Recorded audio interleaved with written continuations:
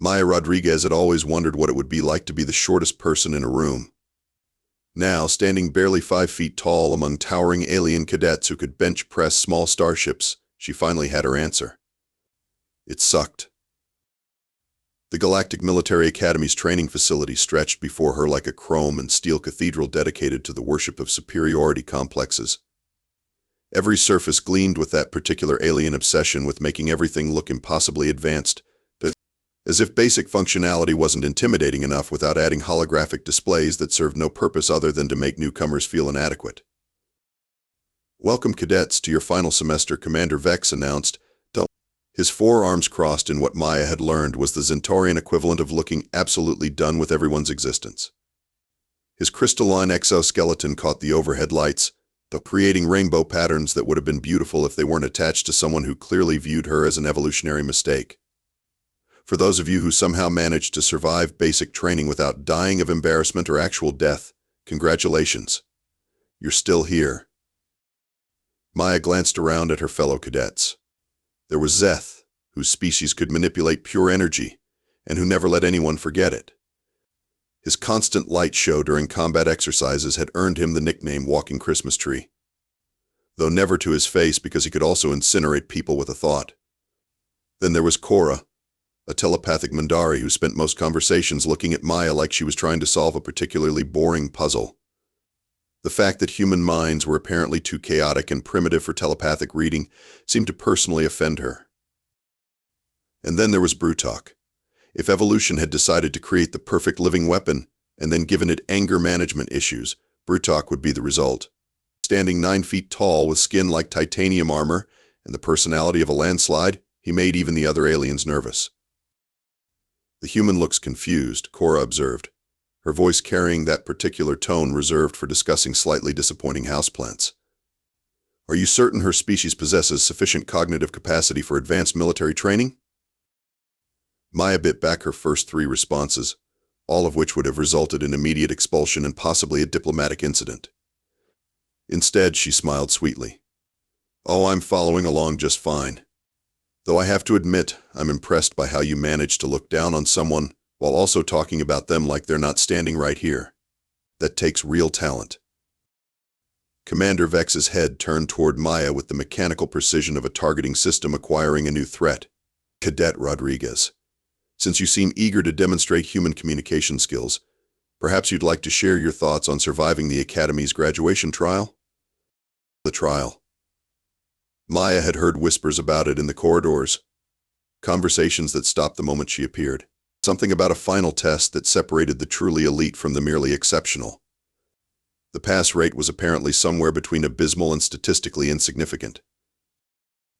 "I'm sure it'll be a learning experience, sir," Maya replied, which was her diplomatic way of saying she had absolutely no idea what she was walking into but was trying to project confidence anyway.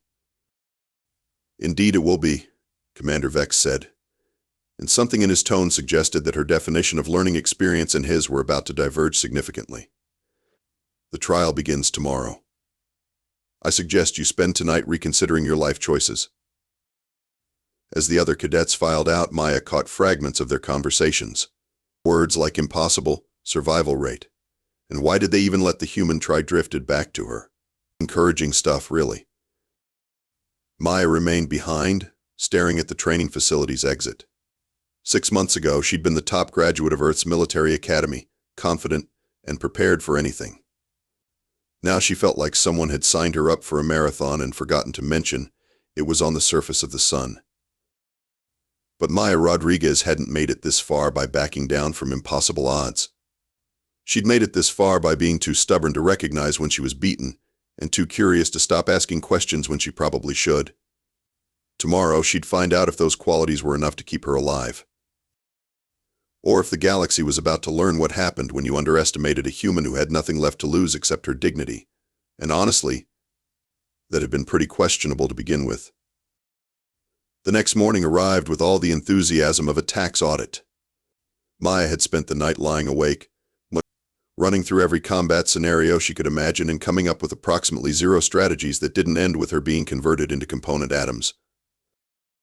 The assembly hall buzzed with nervous energy as cadets filed in. Well, the alien cadets looked nervous. Maya looked like someone who'd accepted that the universe had a twisted sense of humor and was just along for the ride at this point. Commander Vex took the stage with his usual flair for dramatic timing, which was impressive considering his species didn't technically have facial expressions. Somehow, he still managed to look like he was about to ruin everyone's day. Cadets, today you face the apex predator. The hall went dead silent. Maya had seen alien battle cruisers make less of an impact on a room's atmosphere. For those unfamiliar with galactic military history, Vex continued, his gaze settling on Maya with the subtlety of a falling asteroid. The apex predator is a bioengineered combat organism. It was created by the extinct Harbinger civilization as the ultimate test of warrior capability. It has never been defeated. Zeth's usual energy aura flickered nervously. Never defeated? But surely with our combined abilities. The creature has faced entire battle groups, Vex interrupted. Elite squads of the galaxy's finest warriors. The results have been consistent. The predator adapts to any strategy, overcomes any defense, and shows no mercy to the unworthy. Maya raised her hand, which drew stares from her classmates like she just volunteered to arm wrestle a black hole. Quick question, sir. When you say never defeated, do you mean tactically defeated? Or are we talking about a 100% fatality rate here? Because I like to manage my expectations appropriately. The survival rate, Commander Vex replied with what might have been satisfaction, is precisely 0.001%. Ah, Maya nodded thoughtfully. And that was calculated how exactly? Because if nobody's ever survived, the math seems a little off. The silence in the room took on a quality that suggested Maya had just asked an extremely inconvenient question. Commander Vex's crystalline features somehow managed to convey the impression of someone who'd been hoping nobody would notice that particular logical inconsistency. There was one survivor, he admitted. A Vorthan warrior named Korix the Unbreakable. He managed to escape the trial after 37 seconds. Escape, Maya repeated. Not defeat. Correct. Brutok cracked his knuckles, which sounded like small explosions. The human asks too many questions. Perhaps the fear has damaged her primitive brain functions. Maya turned to him with a smile that was all teeth and absolutely no warmth. Oh, Brutok, I'm definitely afraid. But you know what I'm most afraid of? Disappointing everyone by actually surviving this thing. The paperwork alone would be a nightmare. Cora's telepathic probing intensified, pressing against Maya's thoughts like curious fingers. As usual, she found nothing but what Maya privately called mental static, the apparently incomprehensible chaos of human consciousness that made telepathic species profoundly uncomfortable. I still cannot understand how such a disorganized mind functions, Cora muttered. Very poorly, and with significant help from caffeine, Maya replied cheerfully. But I've made it this far somehow. Commander Vex gestured toward a massive sealed door at the far end of the hall. The trial takes place in the combat arena. You will enter individually. The apex predator will be released 60 seconds after the arena seals. Your objective is simple. Survive for 10 minutes. Just survive? Maya asked. Not defeat it? Cadet Rodriguez, the apex predator cannot be defeated. The trial is designed to test your ability to face the impossible with courage. Most cadets last between 15 and 45 seconds. Maya looked around at her classmates, noting their various expressions of grim determination, barely controlled terror, and in Brutok's case, what might have been excitement. They were all exceptional warriors in their own right, beings whose natural abilities far exceeded anything humans had evolved. And they were all scared. Maya, meanwhile, felt something she recognized from her childhood, the peculiar calm that settled over her whenever adults told her something was impossible. It was the same feeling she'd had when her high school guidance counselor had told her that someone from her background couldn't make it into the military academy. The same feeling when her academy instructors had told her humans weren't cut out for command positions. Maya had always been terrible at accepting impossible. Well, she said, stretching her arms above her head with deliberate casualness, this should be interesting. Anyone want to place bets on how spectacularly I'm going to fail? Because I'm thinking somewhere between embarrassing and they'll need to invent new words for it. The other cadets exchanged glances, clearly unsure whether Maya's apparent lack of concern was bravery or a complete psychological break from reality. Maya was wondering the same thing herself. The combat arena was exactly the sort of place where nightmares came to work out their aggression issues. A circular space roughly the size of a football field, with walls that stretched up into shadows and a floor covered in what Maya sincerely hoped was decorative scarring from previous battles. Maya stood in the center, feeling like the world's least qualified gladiator, while her classmates watched from the observation deck above. She could practically feel their collective assumption that they were about to witness the galaxy's shortest military trial in history. The countdown began with all the cheerful enthusiasm of a funeral march. 60 seconds to release, the arena's automated system announced in a voice that managed to sound both professional and deeply apologetic about what was about to happen. Maya had spent those 60 seconds doing what humans did best when faced with the impossible. She'd started asking questions. Why was the creature called the apex predator if it had been created artificially? Why had the Harbingers built something specifically to test warriors? And most importantly, why did everyone assume that never defeated meant unbeatable instead of nobody's tried the right approach yet? 30 seconds to release. Above her, she could hear Zeth muttering what sounded like prayers in his native language, while Brutok was apparently placing bets on how many pieces she'd end up in. Cora was probably trying to telepathically scan the arena for strategic advantages and finding nothing but whatever mental static Maya's presence generated. 10 seconds to release. Maya took a deep breath and settled into the stance her instructors had spent months trying to drill out of her. Not a combat position, but the relaxed alertness of someone who was genuinely curious about what was about to happen. Her drill sergeants had called it catastrophically unprofessional. Maya preferred to think of it as optimistically prepared.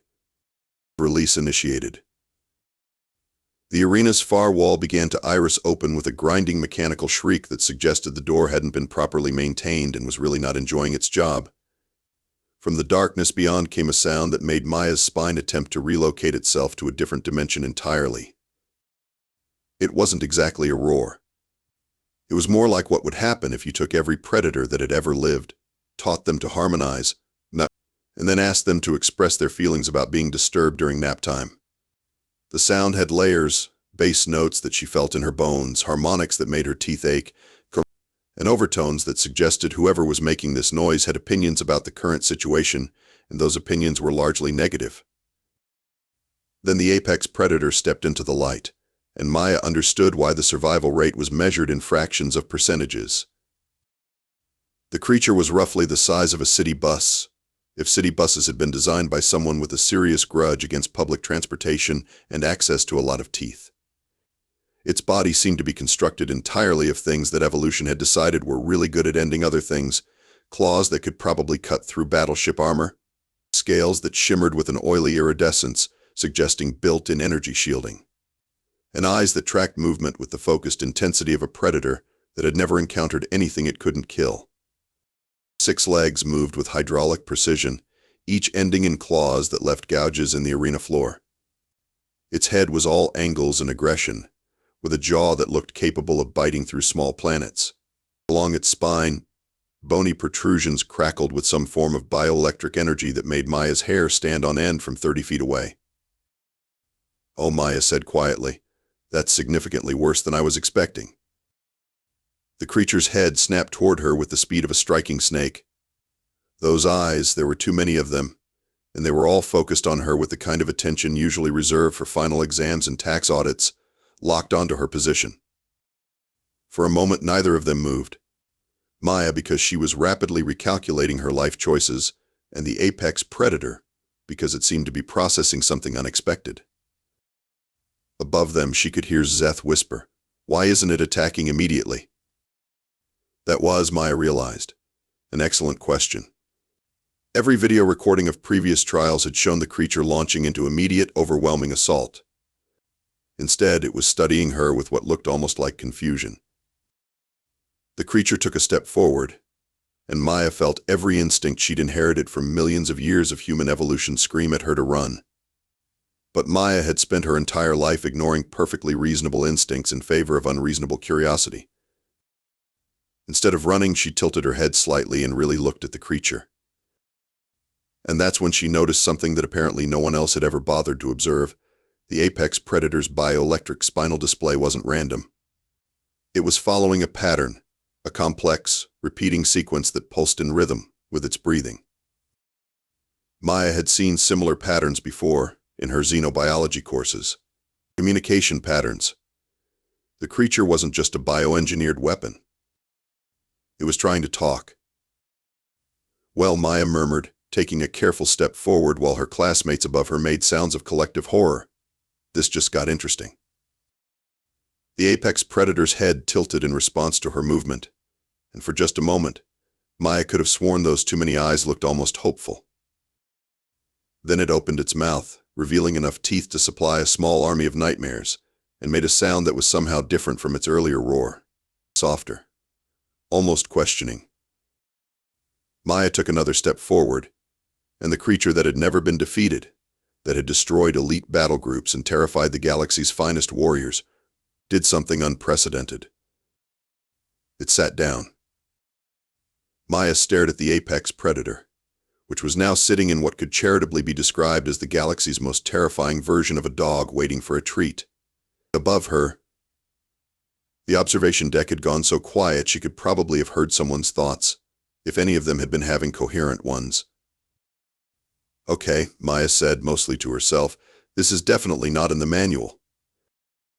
The creature's spinal display continued its pattern, and now that she was paying attention, Maya could see variations in the rhythm, subtle changes that suggested something far more complex than simple bioelectric discharge. It looked like a language, or at least an attempt at one. Maya had always been good at languages.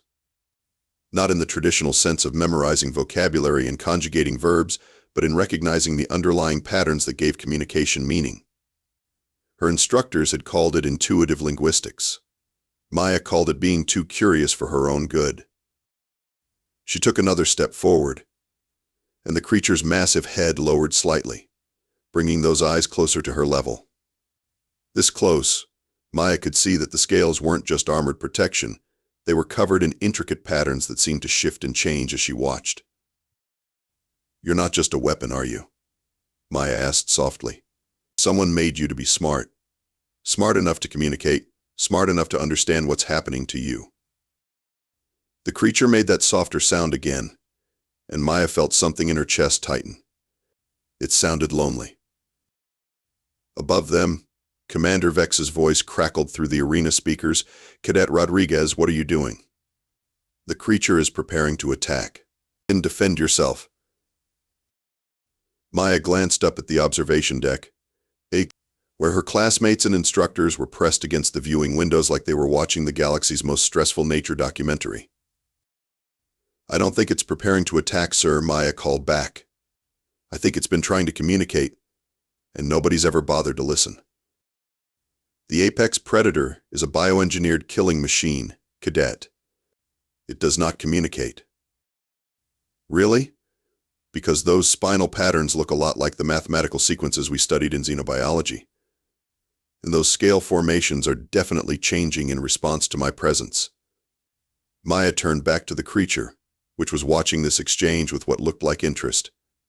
"You understand what we're saying, don't you?" The creature's response was unmistakable. Its spinal display shifted to a new pattern, one that Maya recognized as a mathematical progression, counting up from 1 to 10 and back down again. Basic intelligence demonstration. Maya felt a smile spread across her face, the kind of smile she got when she solved a puzzle that everyone else had assumed was impossible. "That's what I thought. So the question is, why do you attack everyone else?" She took another step closer, and the creature remained perfectly still. This close, she could see details that previous observers had probably been too busy running away to notice. Scars along its flanks that looked like restraint marks, a collar of some kind around its neck, almost invisible against the dark scales but definitely artificial. And its eyes, they weren't just predatory. They were intelligent, And they were tired. They don't release you to hunt, do they? Maya said, understanding beginning to dawn. They release you to fight for your life. Every trial, every test, you're not the predator. You're the prisoner. The creature's entire body shuddered, and Maya heard a sound she'd never heard before, something between a whimper and a sigh, coming from a throat designed to produce only roars of rage.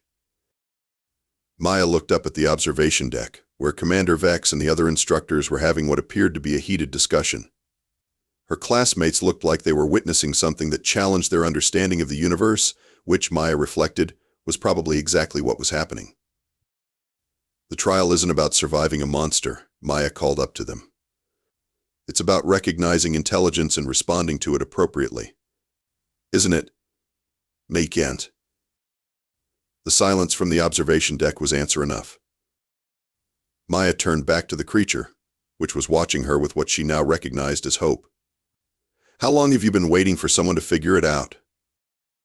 The spinal display shifted to a complex pattern that Maya couldn't read but somehow understood, not numbers this time, but something that felt like years. Decades. Maybe longer. That's a long time to be alone, Maya said softly. But you're not alone anymore. She reached out slowly, telegraphing her intention clearly, and placed her hand on the creature's snout. The scales were warm and surprisingly smooth, and she could feel the vibration of its breathing. The apex predator, terror of the galaxy and destroyer of elite warriors, closed its eyes and leaned into her touch like a cat seeking affection. Above them, Maya heard the sound of someone's worldview shattering, which in Commander Vex's case sounded like crystals breaking.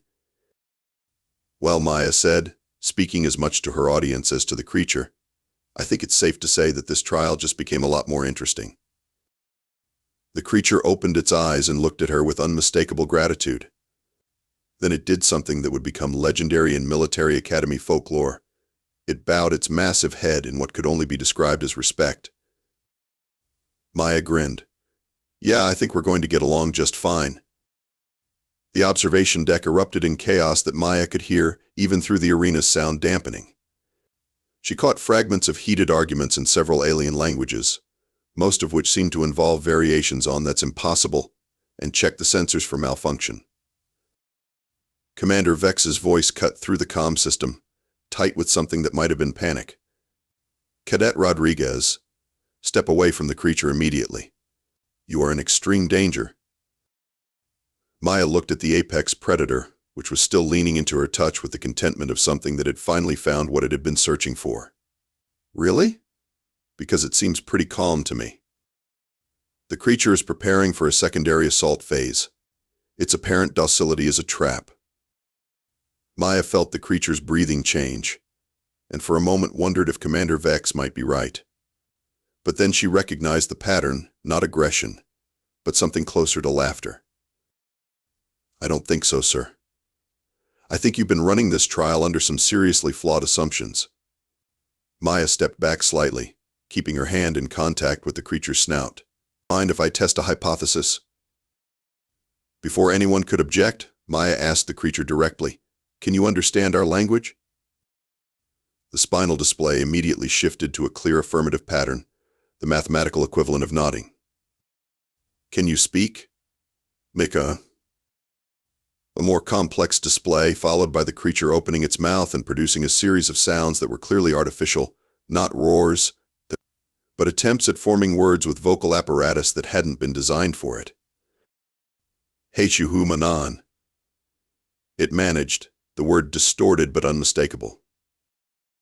The observation deck went dead silent. Maya grinned up at them. I think we can skip the rest of the trial, don't you? Commander Vex's crystalline features had taken on what Maya was beginning to recognize as his contemplating the heat death of the universe expression. This is impossible. The creature has killed thousands of warriors over centuries. No, Maya said, her voice carrying clearly through the arena. It's defended itself against thousands of warriors who attacked it without bothering to consider that it might be intelligent. There's a difference. She turned to address the creature directly. They attack you every time, don't they? Come in ready for battle, armed and aggressive, And you respond in kind because what else can you do?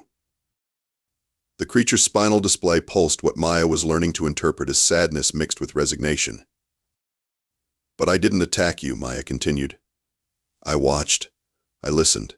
I treated you like a person instead of a monster.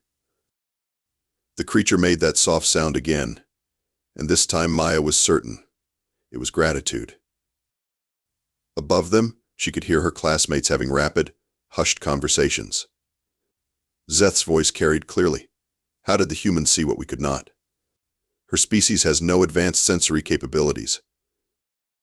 Cora's response was thoughtful. Perhaps that is precisely why she succeeded. We looked with our expectations. She looked with her eyes. Maya looked up at the observation deck, where a crowd of some of the galaxy's most advanced minds were struggling to process what they'd just witnessed. You want to know the really funny part? This creature has been teaching you the most important lesson in military strategy for centuries, and you've all been too busy trying to kill it to listen. What lesson?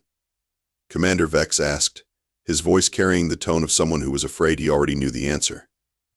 That your enemy might not be your enemy. That the most dangerous situation you can face isn't an unstoppable killing machine.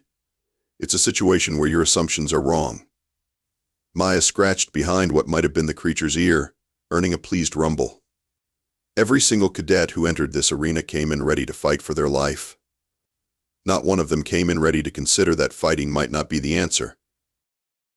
The creature's head turned toward the observation deck, and Maya felt a subtle shift in its posture, more alert, more focused. Its spinal display changed to a pattern that pulsed with what looked like urgency. What is it? Maya asked. The creature's attention was fixed on something behind the viewing windows, and its communication pattern became rapid, almost frantic. Maya had the sudden, uncomfortable feeling that there was more going on here than a simple training exercise. Commander Vex, Maya called up, I think our friend here has something important to tell us. And I don't think it's about the trial. The silence from above stretched long enough to make Maya wonder if everyone had suddenly decided to leave. Then Commander Vex's voice returned, and for the first time since Maya had met him, he sounded uncertain. Cadet Rodriguez, how confident are you in your ability to communicate with the creature? Maya looked at the apex predator, which was watching her with unmistakable intelligence and trust. Pretty confident, sir. Why? Because if you're correct about its intelligence, then we may have been making a much larger mistake than simply misunderstanding a training exercise. The creature's spinal display shifted to what Maya was beginning to recognize as alarm, and suddenly she understood why it looked so urgent. This wasn't just about a misunderstood trial. This was about something much bigger and much more dangerous. And Maya was starting to suspect that she and the galaxy's most feared creature were about to become the galaxy's most unlikely team. The arena's auxiliary doors opened, and a stream of Academy officials poured in, led by Commander Vex, whose crystalline features now reflected what Maya was fairly certain was existential dread. The apex predator tensed at their approach, but remained calm when Maya placed a reassuring hand on its flank. Easy, Maya murmured. Let's see what they have to say. Commander Vex approached with the careful movements of someone who had just realized he'd been fundamentally wrong about something important for a very long time. Cadet Rodriguez, if your assessment of the creature's intelligence is correct, then we need to discuss the implications immediately.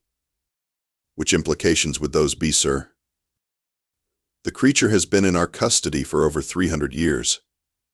It has observed every military strategy, every tactical doctrine, every classified procedure we've developed during that time. Vex paused, his forearms clasping behind his back in what Maya had learned was his contemplating disaster pose. If it's truly intelligent, then it knows everything about our military capabilities. Maya felt the apex predator's breathing change again, and its spinal display shifted to what she was starting to interpret as dark amusement. Oh, you're worried it's been spying on you? The security implications alone. Commander. Maya interrupted, I think you're still missing the point. This creature has been your prisoner for 3 centuries. It's watched thousands of your best warriors try to kill it. And despite having every reason to hate you, despite being more than capable of escaping whenever it wanted. It stayed here. Why do you think that is? The creature's head turned toward her, and Maya saw something in its eyes that made her chest tighten again. Not just intelligence, not just loneliness, but purpose. It's been waiting, Maya said softly, understanding dawning. All this time, it's been waiting for someone who could understand what it's really trying to do. The creature's spinal display pulsed in what Maya now recognized as strong agreement. What is it trying to do? Cora asked from behind Commander Vex, her telepathic probe still finding nothing but static when they touched Maya's mind. Maya looked at the creature, then at the assembled aliens, then back at the creature. I think it's trying to teach you. I think this whole trial, everything that's happened here, has been an attempt to show you something you couldn't see. She addressed the creature directly. You've been trying to teach them about themselves, haven't you? About their assumptions, their blind spots, the things they can't see because they're too advanced to look for them. The creature made a sound that was definitely laughter this time, deep and resonant and surprisingly warm. Then it did something that made everyone in the arena take a step back. It spoke, its words carefully formed despite the obvious difficulty. Humansi different, it said, each syllable a triumph of determination over anatomy. See what Othiers cannot. Commander Vex's crystalline shell practically vibrated with shock. It can speak. After all these years it could speak, and we never knew. Because no one ever treated it like it could, Maya pointed out. You saw a weapon, so you fought it.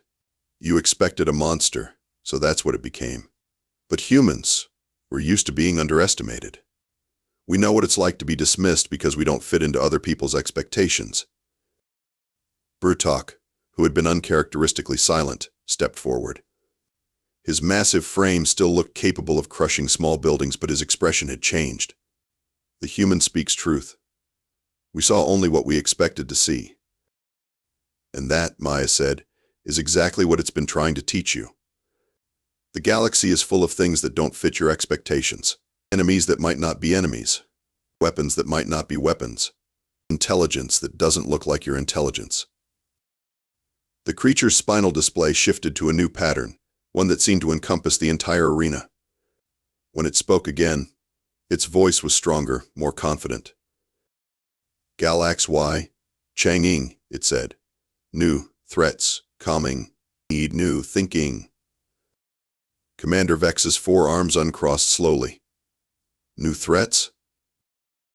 The creature looked directly at him, and Maya saw something in its eyes that made her understand why it had stayed here for 3 centuries, enduring trial after trial, waiting for someone to listen. It's not just a teacher, Maya said quietly. It's a guardian. It's been preparing you for something. The apex predator's massive head turned toward Maya, and in its eyes she saw confirmation, gratitude, and something that looked remarkably like pride. Above them, the observation deck was filling with more officials, more instructors, more minds trying to process the complete inversion of everything they thought they knew about their most legendary trial. Maya looked around at the assembled aliens, beings whose natural capabilities far exceeded anything her species could offer, whose technologies could reshape solar systems, whose collective knowledge spanned millions of years of galactic history. And not one of them had thought to simply listen. You know what the funny thing is? Maya said, addressing the crowd. You've spent all this time trying to figure out what makes humans special. Why we keep succeeding when we shouldn't. Why we keep surviving when more advanced species don't. Why the galaxy seems to make room for us despite all logic. She gestured to the creature beside her, which was watching the proceedings with obvious interest. This is why. We see what you can't see because we look where you won't look. We ask questions you don't think to ask. We treat the universe like it's full of surprises instead of like it's a problem to be solved.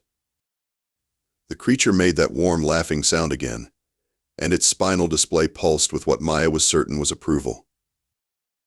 Commander Vex stepped closer, his crystalline features reflecting the arena's lights and patterns Maya had never seen before. Cadet Rodriguez, it appears you've passed your trial in a manner none of us anticipated. Actually, sir, I don't think I passed the trial at all. Maya grinned up at him. I think I just proved that the trial itself was the wrong question. She looked around at her classmates, at the officials, at the creature that had become her unlikely ally. The real test isn't whether you can defeat the impossible. It's whether you can recognize when the impossible is just another word for something you haven't understood yet. The apex predator's spinal display exploded in patterns of light that Maya somehow understood without translation: joy, relief, hope, and above all, welcome. Maya had come to this academy as the only human among aliens, expecting to prove that her species deserved a place in the galactic community. Instead, she'd discovered that humanity's greatest strength wasn't in matching alien capabilities, but in seeing the universe through entirely different eyes. And as the creature beside her settled into a comfortable position, its ancient vigil finally ended.